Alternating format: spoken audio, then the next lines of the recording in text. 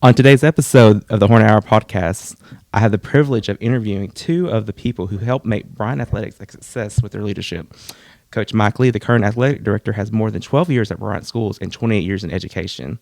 And our new athletic director and current assistant athletic director, Coach Kirk Bock, who has been at Bryant Schools for over 15 years and a total of 33 years in education. Thank you guys for joining us. Thank you. Coach Lee, go ahead and give us a 30 seconds glimpse of who you are. Well, who I am is, first of all, I'll start with my family. My wife, Katrina, we've been married 31 years. Wow. I have what I call 4 children because both of our children are married. So we have Evan and Sydney Lee and Jordan and Megan Wicks. So that, before I describe or answer your question, I'd have to start there. Beyond that, who am I specifically is a competitor, someone that is all about high school athletics, junior high athletics, and public education. That's pretty much sums me up. Oh, that's pretty good. Coach Bock, what about a little synopsis about you? Well, I've been married for 33 years to Lil. I have a son, Garrett, who coaches at Greenbrier, and he's married to Corbin, who teaches at PA.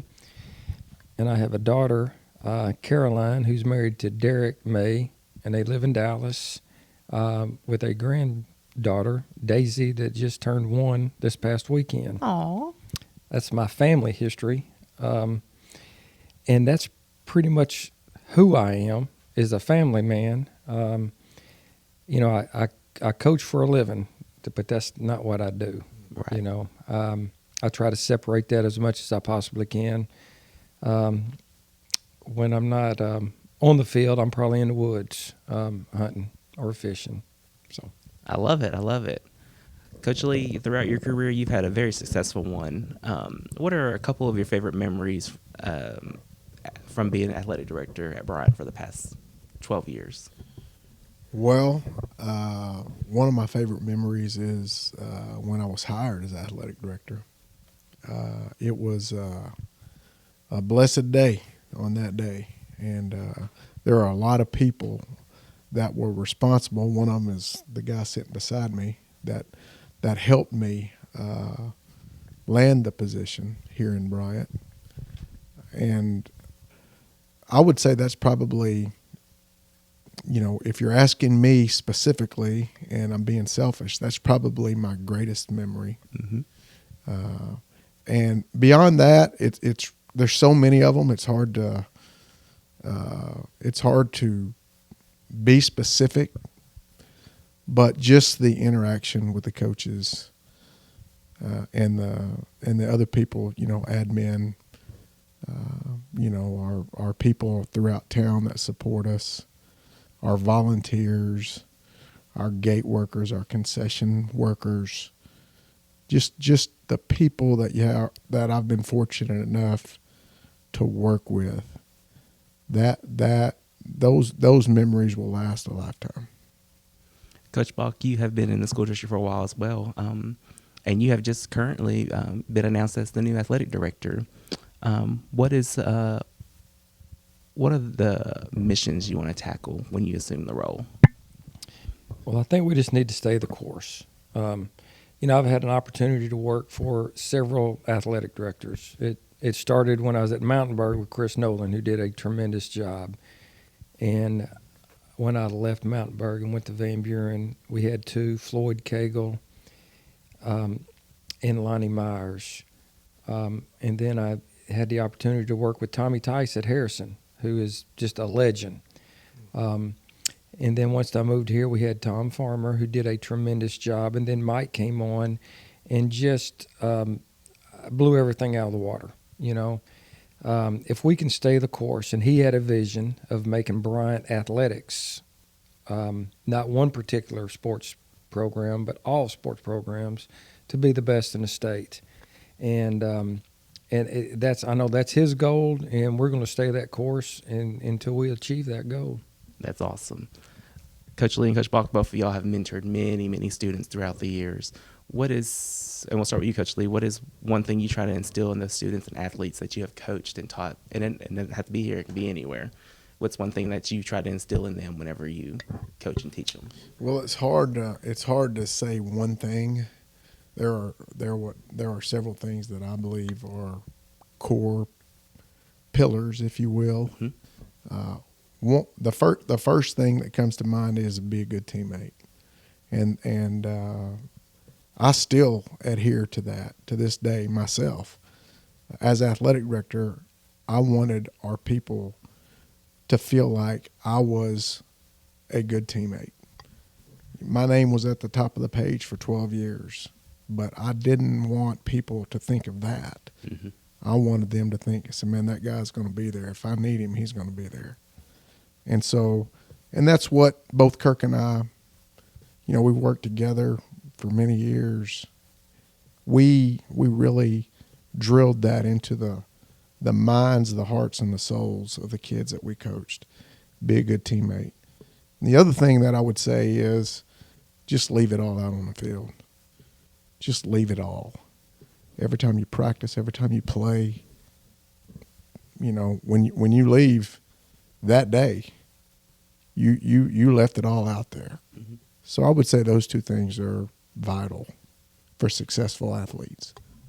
And Coach Buck, what about you? I know you've taught for a while. You even had the privilege of teaching me in 2008 when you came here, and I was a freshman in high school.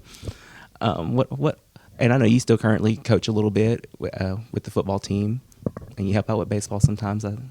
What do you still teach these students and athletes that you want them to remember when they leave here? Well, the level of success, and you measure success in different ways. Sadly, in the coaching world, you measure success through wins and losses, and in championships. And there's a lot of great coaches out there that may not be successful. One of the things we try to instill in the kids is let's don't measure success in wins and losses on a field, but in life. You still have to be a good husband, a good father, and a good friend. And if you can say yes to those three things, you're going to have success. And that's one of the things that we try to push towards our kids. Also, to make them realize that athletics is here for a short period of time, and you're going to have to be an adult, and you're going to be and what we always call them, a real person. You're going to be a real person a lot longer than you're going to be an athlete, and you have to go into society, and you're going to have to be able to function in society and help society grow. And for most of our kids, it occurs right after high school. And then we have few that are fortunate enough to play 4 years of college athletics, and then the real world starts after that. And then we have some like Evan that will play professional ball, and hopefully those guys will play 10 or 15 years. But still, that's going to get those guys to about 45. Mm-hmm. And then they have to be productive people in society after that. So we try to educate them on that. And being a good teammate, what Mike's saying is, like right now, it's the guys that surround you in the program. Mike's team is our staff in the athletic department, and then the staffs and the players in the different programs that we have. His team is going to change a little bit, and that's what we talk to our kids about. Right now, your team is, the players that your guys are playing with right now. But once you graduate, you're going to get married, and you're going to have kids, and now that's your team. And that becomes the very most important part of your outlook. And we just try to educate kids in that direction. And obviously Mike was educated that way because he will put his family first. And we've both been guilty of not doing that. As we get a little older, we start to realize it, and that's what we try to help our kids realize at an early age.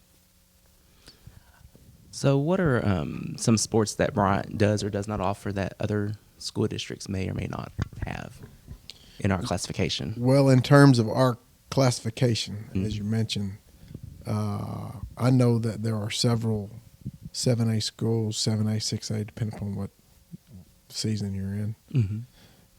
There are several schools that offer bowling, and we do not offer bowling.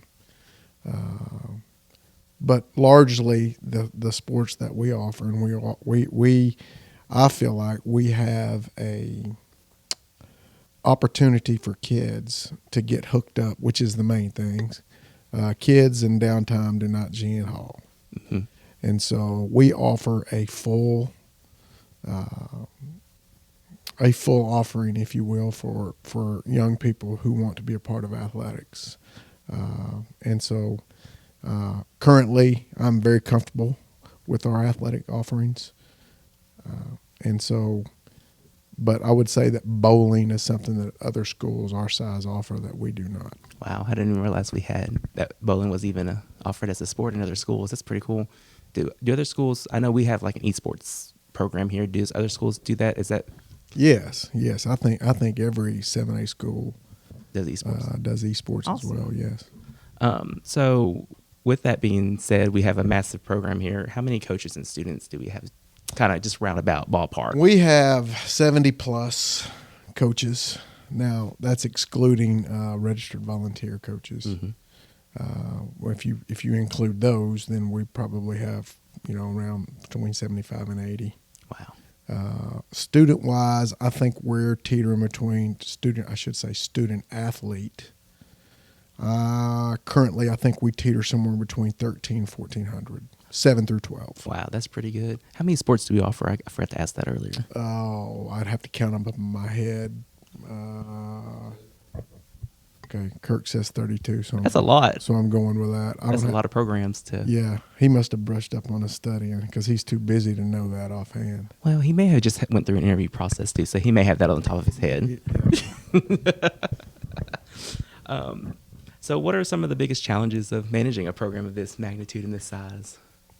Well, I'll speak for me specifically. I am a regimental type guy. I like to know what I'm going to be doing today and the next day. I like to know what I'm going to be doing throughout this month and throughout a calendar year. And that is impossible when you are the athletic director of a department of the size that we have. And so the challenge is to be able to adapt the protocol that you're comfortable with. Because when your day, his day, my day is going to start around 5:30 a.m. with texts and emails, and it's going to go into 10, 11 o'clock that night. And it was difficult for me to understand that my plans that I feel like that I need to get done aren't necessarily what needs to be done. Mm-hmm. And that was an adjustment for me. I'll be honest with you, and I still struggle with it at times. And so it's really you're a slave to what's pressing.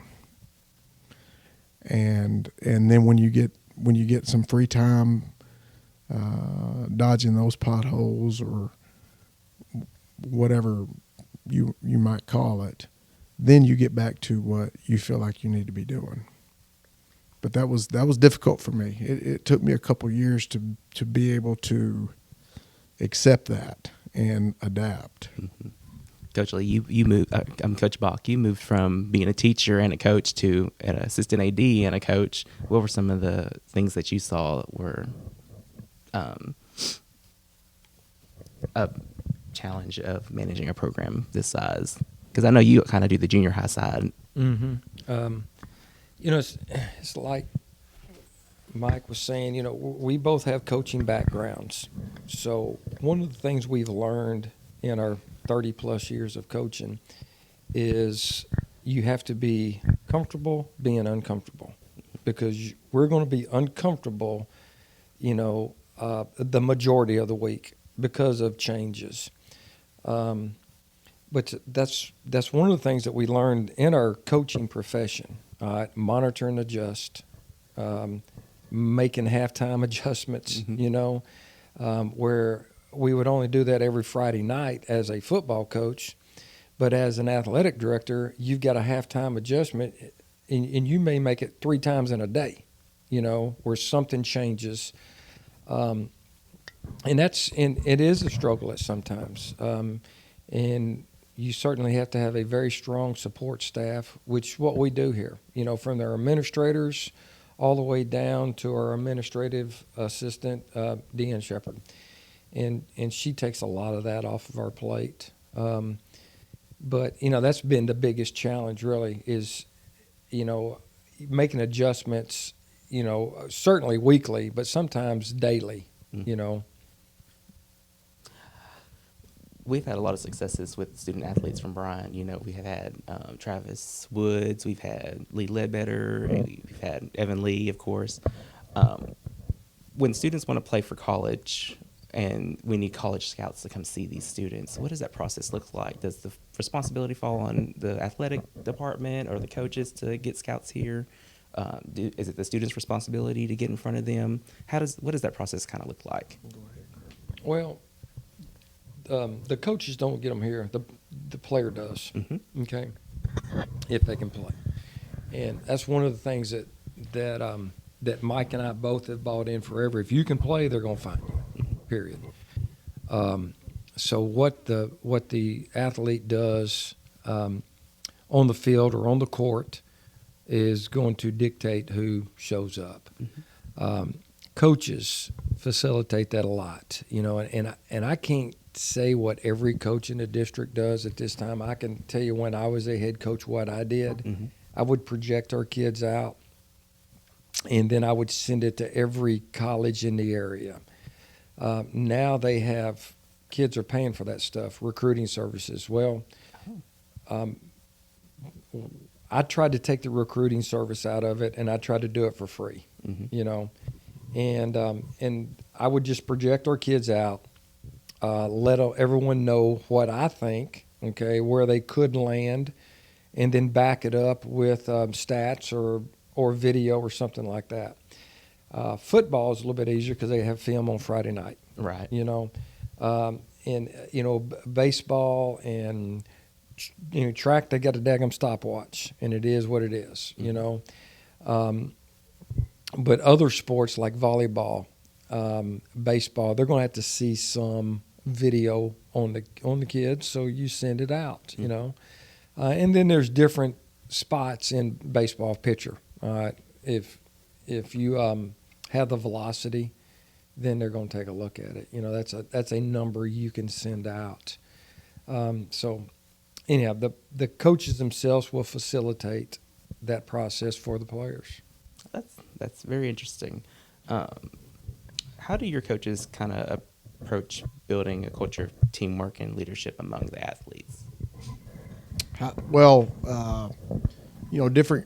Different coaches have different styles. What I visit with our coaches on is be yourself. There are a ton of models out there, from the professional coaching ranks to the college coaching ranks and the high school coaching. I mean, you see people doing different things and having different styles. Just my message to our people is be where your feet are. I know we have aspirations, we have goals, we have certain awards that we want to attain, but be where your feet are and be yourself. And the coaches that we have on staff that do that, their culture's good because the kids, they recognize the consistency in the approach. They come to realize the demands from the coach that are going to be the demands every single day. And when you have those things in place, your culture is going to be good. Now, they may not like it all the time. And parents of athletes may not like it all the time. However, if it's consistent and if the message stays the same, then things have a way of working out, and those cultures are strong. We build a lot of partnerships with businesses around the community, and try to get supporters for Bryant Athletics. What does that process kind of look like whenever you go out in the community and you're talking to all these businesses to help support Bryant Athletics? Well, what it looks like is just like anything else in life. It's about relationships. You know, the separator of athletic departments, of admin teams, of teachers, of families. The separator is people and communication, consistent, and that evolves into a relationship. And so, excuse me, the people that we are aligned with, we being Bryant Athletics. First of all, here in Bryant, it's a little bit different. Some would call it an anomaly, because structure-wise, each of our teams has an opportunity to have their own booster club. Okay? Right. In my way of thinking, in the way that I've done it for 12 years, what I looked for was opportunity to build relationship with companies, industries that wanted to support annually. Mm-hmm. And so we're talking about the Everetts of the world. We're talking about the Big Red people of the world. We're talking about Ortho Arkansas. And we're talking about Bryant Family Pharmacy, and there's a few more. Mm-hmm. Those people, because of the relationship that's been formed between myself and them, they're forged. Mm-hmm. And so they are in. They're going to support, and it's going to be an annual re-up. And that is the type of support that I have looked for and have forged a relationship with. Mm-hmm. And we're forever grateful for those partnerships that you have built among them, because it also translates to other programs as well. Coach Buck James, our head football coach, started the 212 movement in football. And can y'all tell us a little bit about the 212 movement and how it has spread from not only athletics, but it has also spread throughout other school programs now, when he started it a few years back? Yeah. Once Coach James came in, that's one of his slogans, okay? But that's one that has caught on the most. And, water boils at 212 degrees, and it'll make steam, and the steam can power a locomotive. And so we try to get our kids to 212 is what we're always saying. If you're at 211, then you're mediocre. You're not there yet. And with the success that we've had in our football program the last 7 years, really, it has caught on. The robotics chanting 212. When we go out of town, there's people. Well, I can remember when we had the state basketball championship here. There was teams from up north that had 212 on their bus. They're trying to kind of steal a little thunder right there. It didn't work out for them, but it's something that you can rally behind, and it's a catchphrase just like a lot of people have, but it's one that's really caught on big, and people can identify us with that. Okay. Well, we're going to end this podcast with one more question, Coach Bock, and this is for you, since you're coming into our new role, and we're sad to see Coach Lee go. He's had many great years here, but we're also excited for Coach Bock to step up and take on the new role. You've had 16 state championships over 33 years. How will you bring those coaching philosophies into your new role as athletic director? We've had some success, and it's getting, not only kids to buy in, but the whole staff to buy in. and that's one of the things that that we're going to continue to try to do. And Mike has set such a great model for not just us to follow, everyone in the state to follow. And again, I think I said earlier, to stay the course. Now, Mike tweaks things every year, so I'm sure as things come up, we'll have to tweak things. And if it's not broke, we're not going to fix it. Mm-hmm. And what Mike has done here is certainly not broke. Okay, so we're not going to try to reinvent the wheel. All right, and I think a lot of people have problems when they start doing that. They now it's my chance to make a mark on society.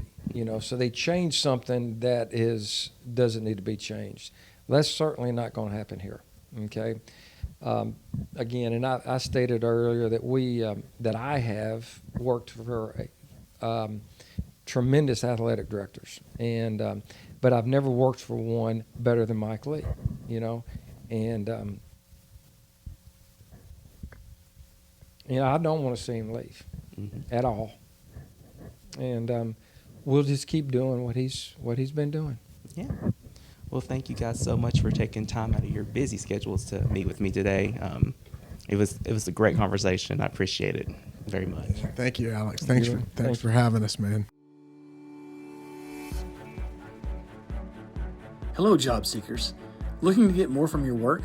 How about more flexibility, or free training, or simply the chance to make a big difference every day?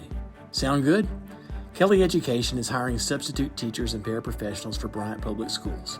Find out how to get started by calling 1-800-528-0049, option 2. That's 1-800-528-0049, option 2. Call today. Kelly is an equal opportunity employer. Next up on the Hornet Hour podcast, we highlight one of our library media specialists in the school district. April is School Librarian Month, and today I have the privilege of talking with Kass Seidenschnur, the library media specialist at Hurricane Creek Elementary. Kass has been in public education for 13 years and has been with the Bryant School District for 11. Kass, we're so happy you take time out of your day to talk with us. Well, thanks for having me. So I like to start out with all my guests because not everyone knows who everyone is. Give me a 30-second elevator pitch about who Kass is. Oh my gosh. Okay. Kass Seidenschnur, and you nailed it, by the way. Thank you. I'm married to Carl, and we live in Little Rock, and we have a baby. His name is Tim. He's my favorite. Aww. That's what I do. I'm a new mama. Yay. And I'm big on family and friends and Razorbacks and obviously reading. My dad's real big on Razorbacks as well. It's kind of fun. Can't help it. Can't help it. That's right. So you started out in the classroom, didn't you? I did. How long were you in the classroom? I taught fifth grade math and science for 2 years at a different district, and then I came to Collegeville and taught fifth grade for 9 years. Wow. And now this is my fourth year. Fourth year. Wow. Library Media Center. Wow. What made you want to become a library media specialist? When I was in college, I was obviously there to become a teacher, but I worked at the public library in Garland County. Mm-hmm. And I was there and thinking, that'd be really cool if I could combine teaching and being in the library. And my roommate at the time, she was going to go to school to be a public librarian. And so I kind of just thought, that'd be neat to be a school librarian. And I found a program at Florida State and went with it. Nice. That's awesome. Dream job for sure. That is awesome. Yeah. So what's the difference between being a librarian and a library media specialist? I love this question because it's a question I get a lot, especially from family members who think I just go to the library to say, shh. That's not how it is. So a librarian, the role has evolved into media specialist. A librarian oversees the general running of the library, managing the books, making sure everything's where it needs to be. But that's evolved into being an information specialist, an instructional consultant, someone who helps classroom teachers with curriculum, and a teacher of information and tech skills. Mrs. Ferguson always says that the library is the heartbeat of the school. Yes. And it is. It's a busy hub. It's not a place where you can come and be quiet and keep to yourself. It's a place of information and sharing ideas and obviously reading. Yes. So I know you still do come here to check out books. What are some of the most popular books that elementary kids like to check out these days? Our kids love the graphic novels. The graphic They novels. love graphic novels, and they are really big fans of the I Survived series, which is historical fiction. Oh. They will fight over some I Survived novels. Really? We have a segment on our Red, White, and Blue broadcast that's called What You Reading Wednesday. And it's a Reading Rainbow style segment where kids can get on and talk about a book that they've recently read to recommend to others in the school. So I have to tell you, the What You're Reading Wednesday books, whatever has been talked about that week, is always hot in the library and in high demand. Wow. Back in my day, it was like Berenstain Bears. That was. Oh, absolutely. We've talked about the Berenstain Was it? Bears. And Jody B. Jones, is that one of them as well? B. Jones. Judy B. Jones, yes. Oh, yeah. Yes, I'm telling you, those were our books back in the day. And my favorite series is still like the Lemony Snicket series. Lemony Snicket's still Yes. big. I had to order, our Junie B. Jones books were so loved on. I just Aw. ordered replacements with new covers, and they're so fancy and fabulous. So I'm excited to get those on the shelves. I love it. So as you mentioned, it's not just about coming to the library and checking out books anymore. Can you elaborate on the different types of activities that you do throughout the day, throughout the month, throughout the year? Absolutely. You know, our kids are so, technology has gotten to be such a big thing. And obviously, I want technology to be a part of my instruction, but I also want it to be a time when they can come to the library and enjoy a story. Mm-hmm. You know, kick back, hear about the Berenstain Bears, or hear about Eric Carle or classic authors that maybe they haven't been exposed to in class. The teachers are so busy with their curriculum, and so I want the library to be an opportunity for them to come and hear good stories and authors and fall in love with reading. But on top of that, I do like to incorporate technology. I'm really big on Flipgrid, Oh, yes. Google Classroom. I want my kids sharing ideas, communicating with not just the kids in their class, but students in other classes too, different grade levels. And we do stations that includes team building, art, STEM, music activities. So the library is, like I said, it's the heartbeat. We have a little bit of everything in here. Mm-hmm. And some people may not know what Flipgrid is. Do you want to explain what that is a little bit? Yeah, so it's an app that you can get on and share videos. So I might post a topic like, tell about a time that someone showed you kindness. We did this during Kindness Week with Mr. Rogers. Oh, yes. And they could get on and share that, and then other students could watch that. And then sometimes I'll pull Flipgrid videos to put on our broadcast to share with the whole school. Oh, very nice, very nice. So what does a typical day kind of look like for you as a library media specialist? Well, the library is not a quiet place. Yes. I've got teachers coming in. They're needing tech help. I teach K-5 classes all day. In between classes and sometimes during classes, we have iPad emergencies, and that needs to be done immediately because that's Yes. part of our learning. I might be recording videos, getting ready for the next day's broadcast, taking pictures. I'm all over the building all the time, documenting learning and the great things going on here. I meet with Mrs. Ferguson a lot. She's a Oh. great mentor. As a former library media specialist, I go to her with ideas that I've got, and then, Miss Ferguson, I need help with an idea. That's awesome. And- I didn't realize she was a library media specialist in her past life. Oh, man. And What? she was the best. Yes. She was the best. But on top of that, you got your regular library duties like space, keeping the space clean and shelving and, just the general maintenance. Just the general maintenance of a library. Mm-hmm. And I'm glad you mentioned iPads because everyone in our school district has iPads now, K-12. They're everywhere. And I think even pre-K has some down there that they use. Mhm. So do y'all utilize ebooks any? Or if you're not, are y'all planning to? Or what does that look like? Our students love Epic. They can get on and read ebooks on Epic. And we have, the librarian team and I have created reading rooms for them to use. We have gone in and looked at CKLA units, and we're trying to create reading rooms for each unit so that there's a supplement to their learning in the classroom. So to answer your question, here at Hurricane Creek, we do not have ebooks per se, but that's something that we're looking into since we've got the iPads now. Right. And are looking forward to just expanding the opportunities students have to read. So what's your favorite thing you love about working at Bryant in Hurricane Creek Elementary? This is going to sound so cliche, but it's the people. It's the people. It's the my colleagues and my students. I've worked at both Collegeville and Hurricane, and you come to work every day and you put your heart out there, and those people have become my people.